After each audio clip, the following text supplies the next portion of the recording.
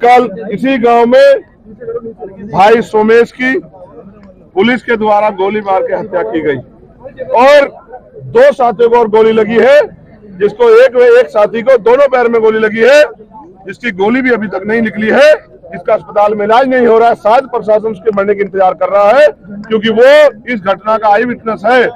अगर वो सुरक्षित रहेगा तो पूरी घटना को कोर्ट के सामने बताएगा। मुकदमा दर्ज हुआ है, मगर मुकदमे में एफआईआर के नाम पे मजाक हुई है। ये सारी चीजें मैंने देखी, मैं परिवार से मिला, मैंने उनके दुख दर्द पूछे। जबरन पुलिस के अधिकारियों ने परिवार को डरा के धमका के और जिस तरह से हाथरस में हमारी बेटी का जबरन अंतिम संस्कार कराया था, ऐसे ही लाठी भांज के पूरी वीडियो रिकॉर्डिंग मौजूद है, उन्होंने इस भाई का सोमेश का भी अंतिम संस्कार कर दिया। अब आप समझिए, मैं स्पेशली आपको ये बात कहना चाहता हूं, इस देश में भाजपा के लोग रोज ये कहते हैं कि हम इस देश के संविधान को बदल देंगे। आज ये उदाहरण पेश किया है सोमेश ने शहादत देके कि अगर बाबा साहब अम्बेडकर के पार्क की बात हो तो हम अपने प्राणों के बलिदान दे देंगे। अगर संविधान पे बाबा साहब अम्बेडकर के संविधान पे आँच आई तो एक सोमेश नहीं, लाखों सोमेश बलिदान देने के लिए तैयार है। ये भी आरएसएस भाजपा के लोगों को एक चैलेंज है जो कल यहाँ से मिला है। लेकिन आप ये महसूस करो, एक इतना इनमेच्योर अधिकारी एसडीएम के रूप में, जिसने आते ही जैंत पुलिस से महिला, जो यहाँ की गांव की महिलाएं थी, उनपे लाठियां भंजवा दी और फिर उस खिड़की से 2 पुलिस वाले चढ़ के गोली मारते हैं, जिनके नाम भी गांव के लोगों ने बताया कि वो पहले से मौजूद थे। एक का नाम ऋषिपाल है, दूसरे का नाम आदेश चौहान है।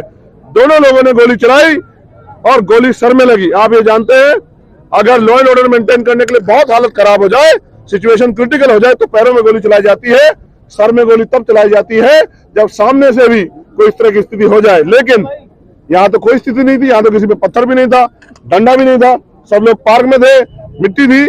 इसका मतलब जानबूझ के हत्या करके हमें नीचा दिखाने के लिए, हमें हमारी औकात दिखाने के लिए गोली चलाई गई। क्योंकि उत्तर प्रदेश की जो सरकार है वो दलित हितैषी होने का वादा करती है, लेकिन उनका असली दलित हितैषी होने का जो असल है सच्चाई, वो आपने देखी।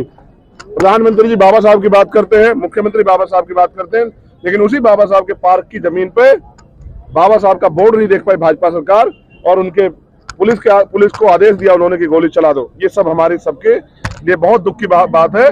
कितना अन्याय जो है दलितों के साथ उत्तर प्रदेश में हो रहा है। और पहले तो अपराधी इस काम को करते थे, कमजोरों को, दलितों को, मुसलमानों को, पिछड़ों को, आदिवासियों को मारने पीटने काम करते थे। आज तो पुलिस ने गोली तान ली है, तो मुझे नहीं लगता जब रक्षक भक्षक बन जाएंगे तो फिर न्याय कैसे होगा। अभी बहुत सारी मांग जो परिवार के लिए गांव के देहात के जिम्मेदार लोगों ने रखी है, जिनमें हमारी मांग है उस जिलाधिकारी के खिलाफ मुकदमा दर्ज करके उस पर कार्रवाई की जाए, उसको नौकरी से बर्खास्त किया जाए। क्योंकि आज तो उसने गोली चलाई इतनी छोटी सिचुएशन पे, कल हो सकता है वो और बड़ी घटना करा दे और कितने लोगों की जान चली जाए। ऐसे इनमेच्योर अधिकारी को कोई तुक नहीं बैठता कि वो कुर्सी पे बैठा रहे। दूसरी हमारी मांग है कि यहाँ जो चौकी है, चौकी पे इंचार्ज जितने भी कर्मचारी हैं जो दोषी हैं, उन सबको भी नौकरी से बर्खास्त किया जाए, क्योंकि ये उनकी देखरेख में हुआ। आपको ये भी जानकर आश्चर्य होगा कि ये जो बोर्ड है, इसी गांव के ग्राम प्रधान ने इस बोर्ड का अनावरण किया था और 2 महीने पहले इस बोर्ड का अनावरण हुआ था। तो ऐसा किसका दबाव था जिस दबाव में इस बोर्ड को, जो जमीन पहले दलितों के पास थी, उस जमीन को छीनने का प्रयास किया गया। ये बिना सरकार के सहयोग के और बिना सरकार के आदेश पे नहीं हो सकता। मृतकों के परिजनों को 1 करोड़ रुपए का मुआवजा दिया जाए, ऐसी भी मांग हमने रखी। आपको याद होगा, लखनऊ में पुलिस के द्वारा एक व्यक्ति की हत्या की गई थी, उसकी पत्नी को एक सरकारी नौकरी क्लास 1 की और 50 लाख रुपए मुआवजा दिया गया। गोरखपुर में भी पुलिस के द्वारा होटल में घुस के एक व्यापारी की हत्या की गई, उनको भी 50 लाख का मुआवजा और एक नौकरी दी गई। लेकिन यहाँ 10वीं का बच्चा जो पेपर दे के आया था, निर्दोष था, उसको गोली मारी गई। वो उस परिवार का कर्ता धर्ता था, उस परिवार के हाथ पैर थे। इस परिवार के लिए क्या सरकार ने सोचा?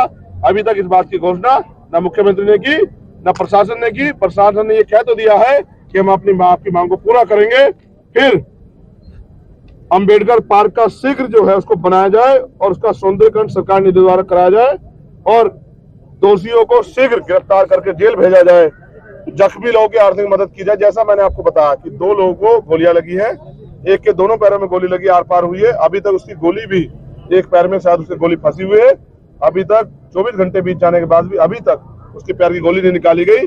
इसका मतलब जैसा मैंने पहले कहा, हो सकता है प्रशासन उसकी मौत का इंतजार देख रहा हो कि कब ये मरे और आगे कोई आई विटनेस ना बचे। आखिरी में हमारी मांग ये है कि जैसे मुख्यमंत्री कहते हैं कि न्याय सबके लिए एक है और भाजपा कहती है सबका साथ सबका विकास, तो मैं जानना चाहता हूं कि फिर न्याय देने में दोहरा क्यों? आपने वादा किया था हाथरस के परिवार से एक नौकरी और एक मकान, आज तक नहीं दिया।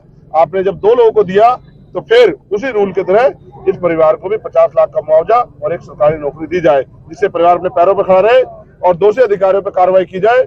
लेकिन मुझे विश्वास नहीं कि भाजपा की दलित विरोधी सरकार इनमें से कोई भी मांग पूरी करेगी। इसलिए मैं आगे जिलाधिकारी से भी बात करूंगा, कमिश्नर से बात करूंगा, एसएसपी से बात करूंगा और ये जानने का प्रयास करूंगा अभी क्या कार्रवाई हुई है।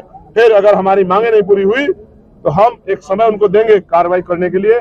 उस समय के अंदर कार्रवाई नहीं हुई तो हम एक बड़ा अनिश्चितकालीन आंदोलन रामपुर जिलाधिकारी कार्यालय पे करेंगे, जिसमें पूरे देश के लोग शामिल होंगे और वो आंदोलन अनिश्चितकालीन होगा जब तक हमारे लोगों को न्याय नहीं मिलेगा।